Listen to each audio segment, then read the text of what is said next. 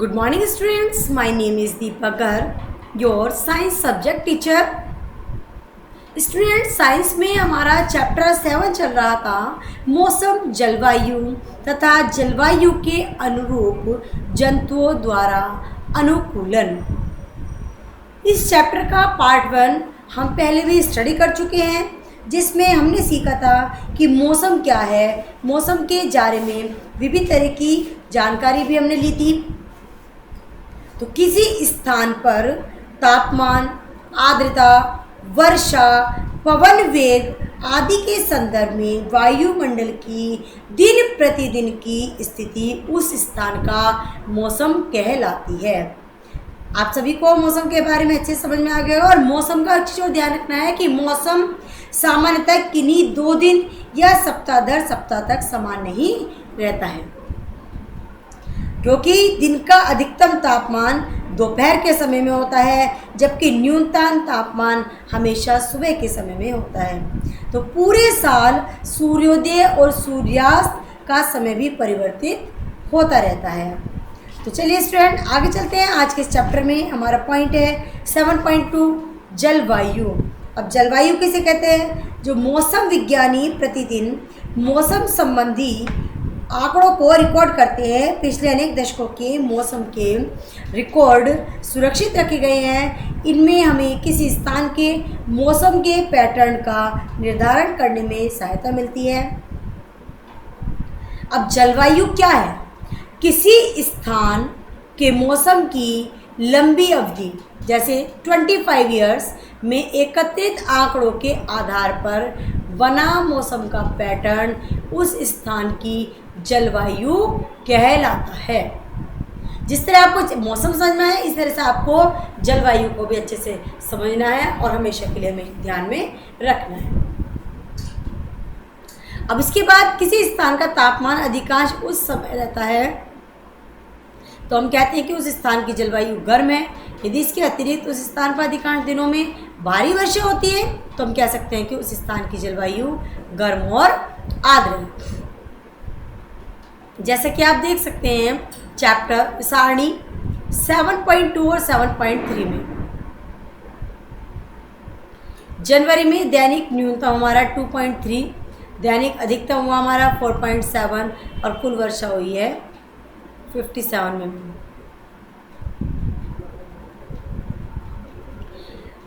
अब हम पिछले कई वर्षों में उसी के लिए अनेक वर्षों के औसत तापमानों की गणना, इससे हमें औसत मध्यमान तापमान मिश्र 2 स्थान हैं, जम्मू और कश्मीर में श्रीनगर, केवल और तिरुवनंतपुरम। अब आप देखते हैं आगे सारणी 7.2 और 7.3 देखने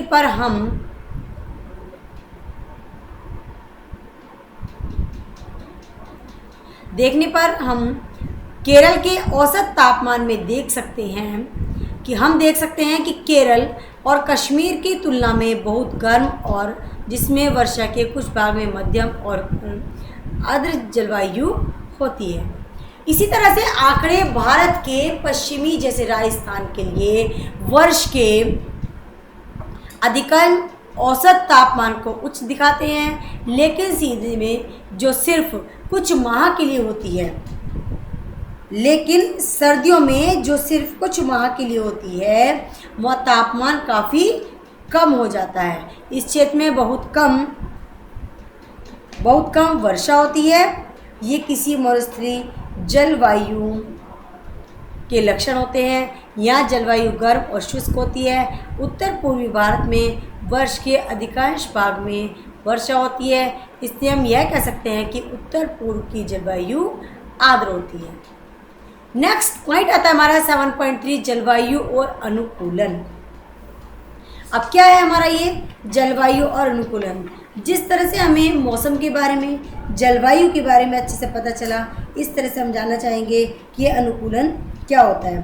तो अनुकूल जलवायु परिस्थितियों के कारण उष्णकटिबंधीय वर्षा वनों में पादपों और जंतुओं की विशाल जनसंख्या पाई जाती है। किसके कारण? अनुकूल जलवायु के कारण। अब जलवायु क्या है? उष्णकटिबंधीय और ध्रुवीय क्षेत्र पृथ्वी के दो ऐसे क्षेत्र हैं जहाँ की चरम जलवायु परिस्थितियाँ होती हैं। जंतु उन परिस्थितियों के लिए अनुकूलित होते हैं जिनमें वे रहते हैं। तो जलवायु और अनुकूलन। जलवायु का सभी जीवों पर गहरा प्रभाव पड़ता है। जंतु उन स्थितियों में जीने के लिए अनुकूलित होते हैं जिनमें वे रहते हैं। तो ज़्यादा सर्दी और गर्म जलवायु में जीवित रहने वाले जंतुओं में स्वयं को चरम शीत अथवा ताप से बचाने के लिए कुछ विशेष गुण होते हैं जो जंतुओं को उनके परिवेश के अनुकूल में सहायता करते हैं। विकास की प्रक्रिया इस प्रकार चलती है कि जलवायु के मृदा पर प्रभाव के बारे में हम आगे पढ़ेंगे। यहाँ हम केवल जंतुओं पर जलवायु के प्रभाव के बारे में पढ़ेंगे। आपने लास्ट क्लास में कुछ जंतुओं के आवासों के बारे में भी पढ़ा होगा। जंतुओं के अनुकूलन के विषय में पढ़ा था। जंतुओं के जलवायु परिस्थितियों के अनुकूल के उदाहरण हमें हैं। हम केवल ध्रुवीय क्षेत्र उष्णकटिबंधीय वर्षावनों में रहने वाले कुछ जंतुओं की चर्चा करेंगे। ध्रुवीय क्षेत्र के कुछ परिचित देश Canada, Greenland, Iceland, Norway, Sweden, Finland तथा अमेरिका में अलास्का और रूस में साइबेरियाई क्षेत्र है। Bharat, Malaysia, Indonesia, Brazil, Congo, गणतंत्र केन्या, युगांडा और नाइजीरिया आदि ऐसे कुछ देश हैं जहाँ उष्णकटिबंधीय वर्षावन पाए जाते हैं। अब एक्टिविटी 7.2 में देख सकते हैं हम। विश्व का एक मानचित्र लीजिए, मैप लीजिएगा। ध्रुवीय क्षेत्रों को नीले रंग से दिखाइएगा, इसी प्रकार उष्णकटिबंधीय क्षेत्रों को लाल रंग से दिखाइएगा। अब ध्रुवीय क्षेत्र कौन से हमारे? ध्रुवीय क्षेत्र में गर्म जलवायु पाई जाती है। ये क्षेत्र सदैव बर्फ से ढके रहते हैं। यहाँ वर्ष के अधिकांश भाग में अत्यधिक सर्दी होती है। ध्रुवों पर 6 महीने तक सूर्यास्त नहीं होता है और बाकी 6 महीनों तक यहाँ सूर्योदय भी नहीं होता है। सर्दियों में तापमान 37 डिग्री सेल्सियस तक होता है। यहाँ रहने वाले जंतु इन चरम स्थितियों के लिए अनुकूलित हो गए हैं।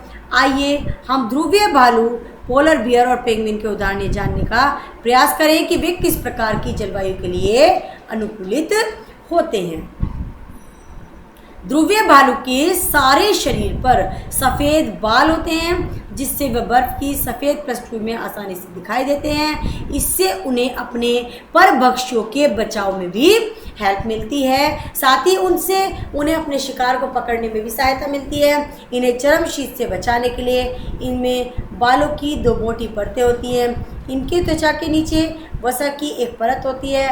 वास्तव में ध्रुवीय भालू का शरीर इतनी अच्छी तरह से शीतरोधी होता है कि वे धीमे धीमे चलकर, ताकि उनके शरीर का ताप आवश्यकता से अधिक ना हो जाए, ये अपने शरीर को बहुत अधिक गर्म हो जाने से बचाने के लिए अक्सर विश्राम करते हैं। गर्म मौसम में भौतिक क्रियाकलापों के बाद ध्रुवीय भालुओं को अपने शरीर को ठंडा करना पड़ता है। अतः ध्रुवीय भालू समुद्री जल में तैरते हैं।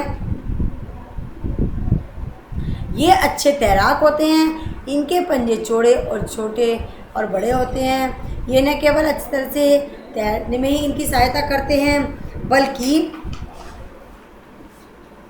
बल्कि उन्हें बर्फ से चलने में भी सहायक होते हैं। तो स्टूडेंट्स, आज के इस टॉपिक को यहीं स्टॉप करते हैं। बाकी टॉपिक हमारे नेक्स्ट पीरियड में होंगे। आई थिंक सभी को वीडियो अच्छे से वॉच कर रहे होंगे, बुक स्टडी कर रहे होंगे। Stay home, stay healthy. Thank you everyone.